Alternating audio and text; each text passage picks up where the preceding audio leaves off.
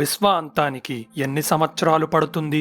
ఈ second part video చూసే ముందు ఫస్ట్ పార్ట్ చూస్తే భూమికి ఏమవుతుంది, చివరి సూర్యుడు ఎప్పుడు చనిపోతాడు, బ్లాక్ హోల్స్ కూడా అంతమయ్యే రోజు గురించి తెలుసుకోవచ్చు. వీడియో లింక్ ఎండింగ్ లో ఉంటుంది. స్టెలిఫెరస్ ఎరా అంతమైంది.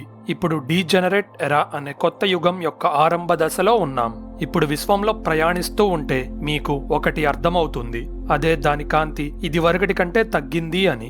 ఒకప్పుడు నక్షత్రాలతో మిణుకుమిణుకుమంటున్న అంతరిక్షం డీజెనరేట్ ఎరాలో ఒక శ్మశానంగా తయారయ్యింది.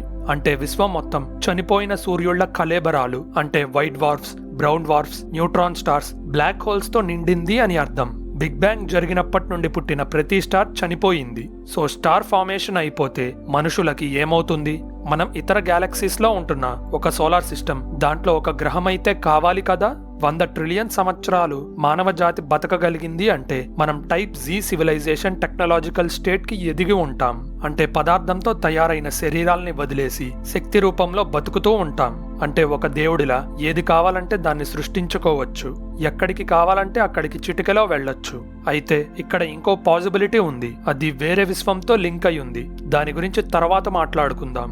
ఇక డీజెనరేట్ ఎరా విషయానికి వస్తే, ఆ సమయానికి జరిగే అరుదైన పేలుళ్ల ద్వారా విశ్వం గందరగోళంగా మారుతుంది. అంటే 2 బ్రౌన్ డ్వార్ఫ్స్ కనుక గుద్దుకొని ఉంటే ఒక కొత్త స్టార్ పుట్టడానికి అవకాశం ఉంది. అది ఇంకొన్ని ట్రిలియన్ల సంవత్సరాల పాటు బతకొచ్చు. లేకపోతే 2 వైట్ డ్వార్ఫ్స్ గుద్దుకొని సూపర్ నోవాగా పేలొచ్చు. ఏది జరిగినా విశ్వం చల్లటి అంధకారంలోకి వెళ్లిపోతుంది. పదార్థం మరియు అందులోని కణాలు డికే అవుతూ ఉంటాయి. అంటే శక్తిని వదులుతూ వేరే స్టేట్లోకి మారిపోతాయి. ఇది 10 క్వింటిలియన్ సంవత్సరాల వరకు కంటిన్యూ అవుతుంది. కానీ ఆ తర్వాత ఏమవుతుంది? విశ్వ అంతంలో ఏం జరుగుతుంది? 10 డెసిలియన్ సంవత్సరాలంటే 1 తర్వాత 34 సున్నాలంత ఎక్కువ సమయం గడిచిన తర్వాత మనం డీజెనరేట్ ఎరా చివరి అంకానికి వచ్చాం. White dwarfs, brown dwarfs, neutron stars అన్ని చనిపోతాయి. అవి ప్రోటాన్ డికే అనే ప్రాసెస్ లో చనిపోతాయి. అంటే ప్రోటాన్ అనేది పాజిట్రాన్ మరియు న్యూట్రల్ పియోన్ అనే కణాలుగా విడిపోతుంది. ఇక వైట్ డ్వార్ఫ్స్ దారుణమైన కాంతిని వదలడం ఆపేస్తాయి. కాంతి ఎంత ఎక్కువ పడిపోతుంది అంటే వాటి నుండి వచ్చే కాంతి 4 లేదా 5 లైట్ బల్బ్స్ తో సమానంగా ఉంటుంది. ఇంతలా డికే అవ్వడానికి దానికి చాలా సమయం పడుతుంది. ఈ 2 వీడియోస్ చూస్తూ మీరు చాలా సమయం గడిపారు. కానీ వైట్ డ్వార్ఫ్ డీకేకి అంతకంటే చాలా ఎక్కువ సమయం పడుతుంది. ప్రోటాన్స్ చనిపోవడం అనేది దారుణమైన విషయమే, కానీ అది సృష్టి ధర్మం. సో జరగక తప్పదు. అయితే ప్రోటాన్ డీకేని మన కంటితో చూడలేము, ఎందుకంటే అది సూక్ష్మంగా జరుగుతుంది. ప్రోటాన్తో పాటు అన్ని సబటామిక్ పార్టికల్స్ డీకే అయితే ఇక విశ్వానికి శుభం కార్డు పడినట్టే. ఇప్పుడు ఒక పాత తిరుగులేని శత్రువు దగ్గరికి వద్దాం. అవే బ్లాక్ హోల్స్. ఇప్పుడు 10 డువో డెసిలియన్ సంవత్సరాల భవిష్యత్తులో అడుగు పెడదాం. అంటే 1 తర్వాత 40 సున్నాలంత ఎక్కువ సమయం అన్నమాట. విశ్వంలో ఇంత భవిష్యత్తుకు వెళ్తామని మీరు ఎప్పుడైనా అనుకున్నారా? హలో ఫ్రెండ్స్, మీరు ఇంకా ఇలాంటి ఇంట్రెస్టింగ్ వీడియోస్ చూడాలంటే ఛానల్ సబ్స్క్రైబ్ బటన్ నొక్కి బెల్ ఐకాన్ క్లిక్ చేయండి. ఇంత భవిష్యత్తు వచ్చిన సిచ్యువేషన్ ఇంప్రూవ్ అవ్వదు, ఇంకా ఫర్దర్ గా దిగజారుతూనే ఉంటుంది. ఈ సమయానికి గ్రహాలు లేవు, స్టార్స్ లేవు, బ్రౌన్ డ్వార్ఫ్స్, వైట్ డ్వార్ఫ్స్ కూడా లేవు. ఇవి లేకపోవడంతో కాంతి పుట్టదు. సో విశ్వం అంధకారంలోకి వెళ్ళింది అంటే ఆశ్చర్యపోనక్కర్లేదు. కానీ కొన్ని వస్తువుల దగ్గర కాంతి తిరుగుతున్నట్టుగా కనబడుతుంది. అవే బ్లాక్ హోల్స్. కొంతమంది సైంటిస్టులు 10 డువో డెసిలియన్ సంవత్సరాల తర్వాత టైం పీరియడ్ ని బ్లాక్ హోల్ ఎరా అంటారు. ఇవి విశ్వం యొక్క కాస్మిక్ వాక్యూమ్ క్లీనర్స్ లా పనిచేస్తాయి. అంటే దగ్గరికి వచ్చిన ఏ వస్తువుని వదిలిపెట్టవు. చివరికి కాంతి కూడా వాటి నుండి తప్పించుకోలేదు. అలా కొన్ని చివరి గ్రహాలు వైట్ డ్వార్ఫ్స్ మరియు న్యూట్రాన్ స్టార్స్ ని తినేసి బ్లాక్ హోల్స్ ఒబెసిటీ వచ్చిన మనిషిలా ఉబ్బుతాయి. అయితే బ్లాక్ హోల్స్ నుండి ఏదీ తప్పించుకోలేదు అని మీరు బ్లైండ్ గా ఫిక్స్ అయిపోయారు కదా. కానీ ఒకటి బ్లాక్ హోల్ నుండి తప్పించుకోగలదు. అదే రేడియేషన్. అది కూడా బ్లాక్ హోల్ లోపల నుండి వస్తున్న రేడియేషన్. దీన్ని హాకింగ్ రేడియేషన్ అంటారు. అదెలా బ్లాక్ హోల్ కబంధ హస్తాల నుండి తప్పించుకోగలదో ఇప్పుడు చూద్దాం. కొన్ని ట్విన్ పార్టికల్స్ స్పేస్ లో సడన్ గా ప్రత్యక్షమయ్యి వెంటనే గుద్దుకొని నాశనమైపోతాయి.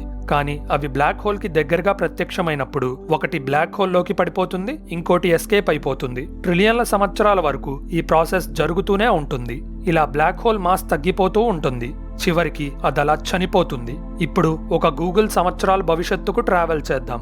అంటే 1 తర్వాత 100 సున్నాలు పెడితే ఎంత సమయం వస్తుందో అన్ని సంవత్సరాలు. విశ్వంలో చివరి బ్లాక్ హోల్ కూడా తన మాస్ ని కోల్పోయి ఆవిరైపోయి చనిపోయి ఉంటాయి. ఈ డార్క్ ఎరాకి మిమ్మల్ని స్వాగతిస్తున్నా. ఇది చల్లగా, చీకటిగా, ప్రశాంతంగా ఉంటుంది. ఒక గూగుల్ సంవత్సరాల తర్వాతి విశ్వంలో మనం ఏమైనా చూడగలమా? చెదిరిపోయిన సబ్అటామిక్ పార్టికల్స్ మరియు డార్క్ ఎనర్జీ మాత్రమే కనబడతాయి. విశ్వం ఎంత దారుణంగా సాగింది అంటే ఆ మిగిలిపోయిన సబ్అటామిక్ పార్టికల్స్ మధ్య దూరం కొన్ని లక్షల కాంతి సంవత్సరాలు ఉంటుంది. ఒక సమయంలో విశ్వం స్టార్స్ తో కిక్కిరిసింది. ఆ తర్వాత వాటి జాంబీస్ రాజ్యాన్ని ఏలాయి. వీటి తర్వాత బ్లాక్ హోల్స్ కూడా ఆవిరైపోయాయి. కానీ ఒక గూగుల్ సంవత్సరాల తర్వాత సంగతేంటి?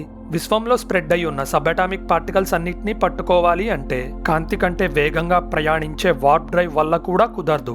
ఇప్పుడు డార్క్ ఎనర్జీ దగ్గరికి వద్దాం. ఈ శక్తే బిగ్ రిప్ అప్పుడు విశ్వాన్ని ఆల్మోస్ట్ అంతం చేసింది.